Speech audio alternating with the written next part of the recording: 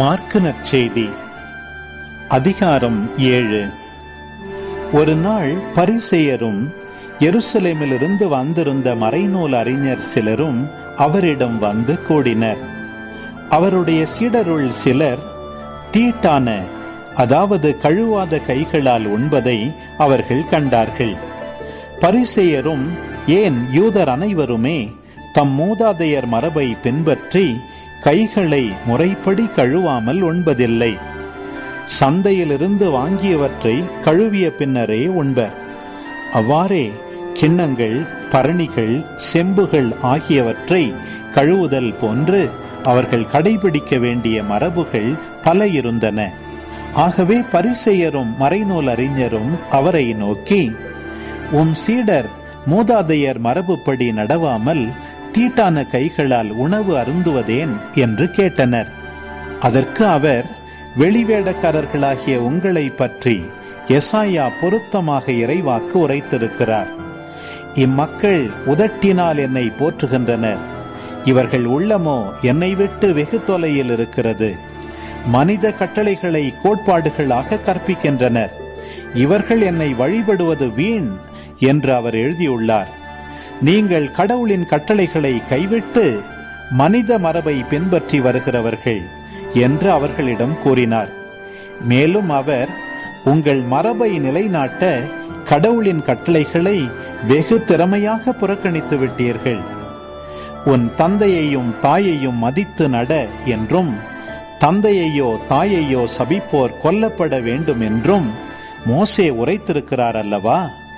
ஆனால் ஒருவர் தம் தாயையோ தந்தையையோ பார்த்து, நான் உமக்கு தர கடமைப்பட்டிருக்கிறது குர்பான் ஆயிற்று, அதாவது கடவுளுக்கு காணிக்கை ஆயிற்று என்றால், அதன் பின் அவர் தம் தாய் தந்தைக்கு எந்த உதவியும் செய்ய நீங்கள் அனுமதிப்பதில்லை. இவ்வாறு நீங்கள் பெற்றுக்கொண்ட மரபின் பொருட்டு கடவுளின் வார்த்தையை பயனற்றதாக்கி விடுகிறீர்கள். இதுபோல நீங்கள் பலவற்றை செய்கிறீர்கள் என்று அவர்களிடம் கூறினார். இயேசு மக்கள் கூட்டத்தை மீண்டும் தம்மிடம் வரவழைத்து அவர்களை நோக்கி, நான் சொல்வதை அனைவரும் கேட்டு புரிந்து கொள்ளுங்கள். வெளியே இருந்து மனிதருக்குள்ளே சென்று அவர்களை தீட்டுப்படுத்த கூடியது ஒன்றுமில்லை. மனிதருக்கு உள்ளே இருந்து வெளியே வருபவையே அவர்களை தீட்டுப்படுத்தும். கேட்க செவியுள்ளோர் கேட்கட்டும் என்று கூறினார். அவர் மக்கள் கூட்டத்தை விட்டு வீட்டிற்குள் வந்தபோது அவருடைய சீடர் அவரிடம் இந்த ஓமையை பற்றி கேட்க, அவர் அவர்களிடம், நீங்களுமா இந்த அளவுக்கு புரிந்து கொள்ளாமல் இருக்கிறீர்கள்? வெளியே இருந்து மனிதருக்குள்ளே செல்லும் எதுவும் அவர்களை தீட்டுப்படுத்த முடியாது என உங்களுக்கு தெரியாதா? ஏனென்றால் அது அவர்களுடைய உள்ளத்தில் நுழையாமல் வயிற்றுக்கு சென்று கழிப்பிடத்திற்கு போய்விடுகிறது என்றார். இவ்வாறு அவர் எல்லா உணவுப் பொருள்களும் தூயனவென்று குறிப்பிட்டார். மேலும் மனிதருக்கு உள்ளே இருந்து வருவதே அவர்களை தீட்டுப்படுத்தும். ஏனெனில் மனித உள்ளத்திலிருந்தே பரத்தைமை, களவு, கொலை, விபச்சாரம், பேராசை, தீச்செயல், வஞ்சகம், காமவெறி, பொறாமை, பழிப்புரை, செருக்கு, மதிகேடு ஆகியவற்றை செய்ய தூண்டும் தீய எண்ணங்கள் வெளிவருகின்றன. தீயனவாகிய இவை அனைத்தும் உள்ளத்திலிருந்து வந்து மனிதரை தீட்டுப்படுத்துகின்றன என்றார். இயேசு எழுந்து அங்கிருந்து புறப்பட்டு தீர் பகுதிக்குள் சென்றார். அங்கே அவர் ஒரு வீட்டிற்குள் போனார். தாம் அங்கிருப்பது எவருக்கும் தெரியாதிருக்க வேண்டும் என்று விரும்பியும் அதை மறைக்க இயலவில்லை. உடனே பெண் ஒருவர் அவரை பற்றி கேள்விப்பட்டு உள்ளே வந்து அவர் காலில் விழுந்தார். அவருடைய மகளை தீய ஆவி பிடித்திருந்தது. அவர் ஒரு கிரேக்க பெண், சிறிய பெனிசிய இனத்தைச் சேர்ந்தவர். அவர் தம் மகளிடமிருந்து பேயை ஓட்டிவிடுமாறு அவரை வேண்டினார். இயேசு அவரை பார்த்து, முதலில் பிள்ளைகள் வயிறார உண்ணட்டும், பிள்ளைகளுக்குரிய உணவை எடுத்து நாய்க்குட்டிகளுக்கு போடுவது முறையல்ல என்றார். அதற்கு அப்பெண், ஆமையா, ஆனாலும் மேசையின் கீழ் இருக்கும் நாய்க்குட்டிகள் சிறு பிள்ளைகள் சிந்தும் சிறு துண்டுகளை தின்னுமே என்று பதிலளித்தார். அப்பொழுது இயேசு அவரிடம், நீர் இப்படி சொன்னதால் போகலாம், பேய் உம் மகளை விட்டு நீங்கிற்று என்றார். அப்பெண் தம் வீடு திரும்பியதும் தம் பிள்ளை கட்டிலில் படுத்திருக்கிறதையும் பேய் ஓடிவிட்டதையும் கண்டார். மீண்டும் இயேசு தீர் பகுதியை விட்டு சீதோன் வழியாக சென்று தெக்கப்போலி பகுதி நடுவே வந்து கலிலேய கடலை அடைந்தார். காது கேளாதவரும் திக்கி பேசுபவருமான ஒருவரை சிலர் அவரிடம் கொண்டு வந்து அவர் மீது கை வைத்து குணமாக்குமாறு அவரை வேண்டிக் கொண்டனர். இயேசு அவரை கூட்டத்திலிருந்து தனியே அழைத்துச் சென்று தம் விரல்களை அவர் காதுகளில் இட்டு உமிழ்நீரால் அவர் நாவை தொட்டார். பிறகு வானத்தை அண்ணாந்து பார்த்து பெருமூச்சு விட்டு அவரை நோக்கி, எப்பத்தா, அதாவது திறக்கப்படு என்றார். உடனே அவருடைய காதுகள் திறக்கப்பட்டன, நாவும் கட்ட வீழ்ந்தது. அவர் தெளிவாக பேசினார். இதை எவருக்கும் சொல்ல வேண்டாம் என்று அவர்களுக்கு அவர் கட்டளையிட்டார்.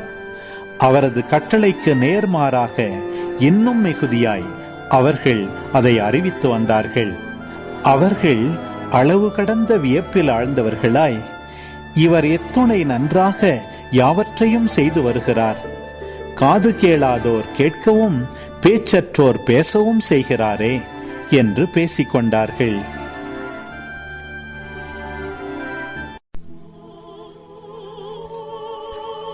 மார்க்கு நற்செய்தி அதிகாரம் 8.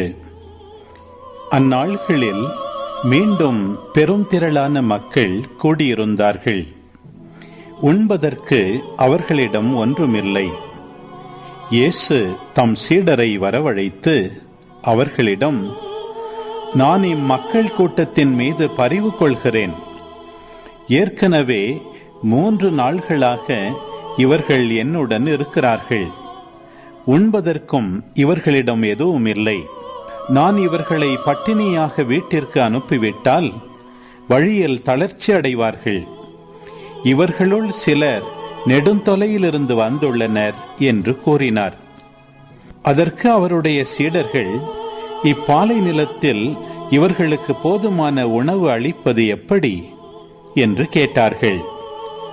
அப்போது அவர் அவர்களை பார்த்து, உங்களிடம் எத்தனை அப்பங்கள் உள்ளன என்று கேட்டார். அவர்கள் 7 என்றார்கள். தரையில் அமர மக்களுக்கு அவர் கட்டளையிட்டார். பின்பு அந்த 7 அப்பங்களையும் எடுத்து கடவுளுக்கு நன்றி செலுத்தி பிட்டு பரிமாறும்படி தம் சீடர்களிடம் கொடுக்க அவர்களும் மக்களுக்கு அளித்தார்கள். சிறு மீன்கள் சிலவும் அவர்களிடம் இருந்தன. அவற்றின் மீது அவர் ஆசி கூறி பரிமாறச் சொன்னார். அவர்கள் வயிறார உண்டார்கள். மீதியாயிருந்த துண்டுகளை 7 கூடைகள் நிறைய எடுத்தார்கள். அங்கு இருந்தவர்கள் ஏறக்குறைய 4000 பேர். பின்பு அவர் அவர்களை அனுப்பிவிட்டார். உடனடியாக தம் சீடருடன் படகேறி தல்மனுத்தா பகுதிக்கு சென்றார். பரிசேயர் வந்து இயேசுவோடு வாதாடத் தொடங்கினர். வானத்திலிருந்து அடையாளம் ஒன்றை காட்டும்படி அவரை சோதித்தனர். அவர் பெருமூச்சு விட்டு, இந்த தலைமுறையினர் அடையாளம் கேட்பதேன்? இத்தலைமுறையினருக்கு அடையாளம் எதுவும் கொடுக்கப்பட மாட்டாது என உறுதியாக உங்களுக்கு சொல்கிறேன் என்றார். அவர்களை விட்டு அகன்று மீண்டும் படகேறி அவர் மறுகரைக்கு சென்றார். சீடர்கள் தங்களுக்கு தேவையான அப்பங்களை எடுத்துச் செல்ல மறந்துவிட்டார்கள். படகில் அவர்களிடம் 1 அப்பம் மட்டுமே இருந்தது. அப்பொழுது இயேசு, பரிசேயர், ஏரோதியர் ஆகியோரது புளிப்பு மாவை குறித்து மிகவும் கவனமாயிருங்கள் என்று அவர்களுக்கு கட்டளையிட்டார். அவர்களோ தங்களிடம் அப்பம் இல்லையே என்று ஒருவரோடு ஒருவர் பேசிக் கொண்டிருந்தார்கள். இதை அறிந்த இயேசு அவர்களை நோக்கி, நீங்கள் உங்களிடம் அப்பம் இல்லை என ஏன் பேசிக் கொள்ளுகிறீர்கள்? இன்னுமா உணராமலும் புரிந்து கொள்ளாமலும் இருக்கிறீர்கள்? உங்கள் உள்ளம் மழுங்கியா போயிற்று? கண்ணிருந்தும் நீங்கள் காண்பதில்லையா? காதிருந்தும் நீங்கள் கேட்பதில்லையா? ஏன் உங்களுக்கு நினைவில்லையா? 5 அப்பங்களை நான் 5000 பேருக்கு பிட்டு அளித்த போது மீதியான துண்டுகளை எத்தனை கூடைகள் நிறைய எடுத்தீர்கள் என்று அவர் கேட்க, அவர்கள் 12 என்றார்கள். 7 அப்பங்களை நான் 4000 பேருக்கு பிட்டு அளித்த போது மீதி துண்டுகளை எத்தனை கூடைகள் நிறைய எடுத்தீர்கள் என்று கேட்க, அவர்கள் 7 என்றார்கள். மேலும் அவர் அவர்களை நோக்கி, இன்னும் உங்களுக்கு புரியவில்லையா என்று கேட்டார். அவர்கள் பெத்சாய்தா வந்தடைந்தார்கள். அப்பொழுது சிலர் பார்வையற்ற ஒருவரை இயேசுவிடம் கொண்டு வந்து அவரை தொடும்படி வேண்டினர். அவர் பார்வையற்றவரது கையை பிடித்து ஊருக்கு வெளியே அழைத்துச் சென்றார். அவருடைய விழிகளில் உமிழ்ந்து கைகளை அவர் மேல் வைத்து, ஏதாவது தெரிகிறதா என்று கேட்டார். அவர் நிமிர்ந்து பார்த்து, மனிதரை பார்க்கிறேன், அவர்கள் மரங்களைப் போல தோன்றுகிறார்கள், ஆனால் நடக்கிறார்கள் என்று சொன்னார். இயேசு மீண்டும் தம் கைகளை அவருடைய கண்களின் மீது வைத்தார். அப்போது அவர் நலமடைந்து முழு பார்வை பெற்று அனைத்தையும் தெளிவாக கண்டார். இயேசு அவரிடம் ஊரில் நுழைய வேண்டாம் என்று கூறி அவரை அவருடைய வீட்டிற்கு அனுப்பிவிட்டார். இயேசு தம் சீடருடன் பிலிப்பு செசரியாவை சார்ந்த ஊர்களுக்கு புறப்பட்டு சென்றார். வழியில் அவர் தம் சீடரை நோக்கி, நான் யார் என மக்கள் சொல்கிறார்கள் என்று கேட்டார்.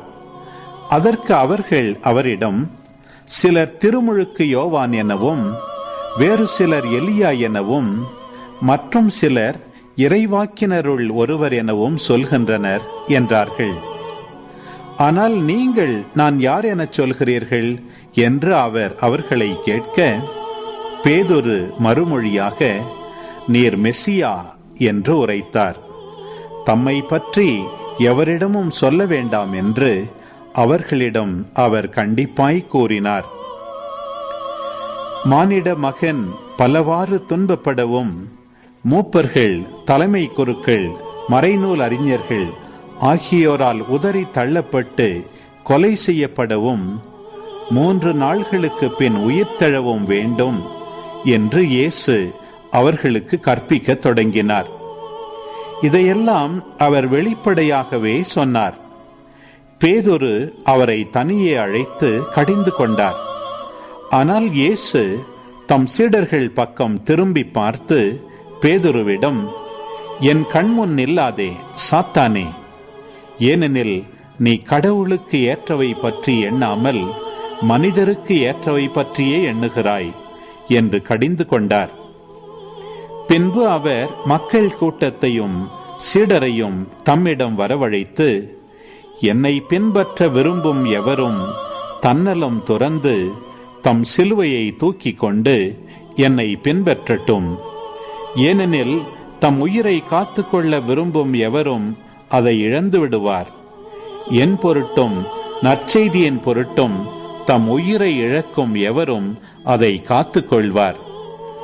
ஒருவர் உலகம் முழுவதையும் தமதாக்கி கொண்டாலும் தம் வாழ்வையே இழப்பாரெனில் அவருக்கு கிடைக்கும் பயன் என்ன? அவர் தம் வாழ்வுக்கு ஈடாக எதை கொடுப்பார்?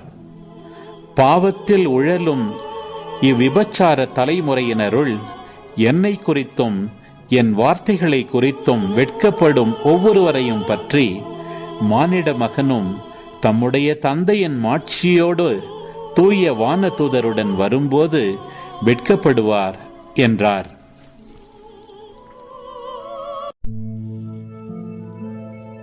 திருப்பாடல் 23. ஆண்டவரே என் ஆயர், எனக்கேதும் குறையில்லை. பசும்புல் வெளி மீது என்னை அவர் இளைப்பாரச் செய்வார். அமைதியான நீர்நிலைகளுக்கு என்னை அவர் அழைத்துச் செல்வார்.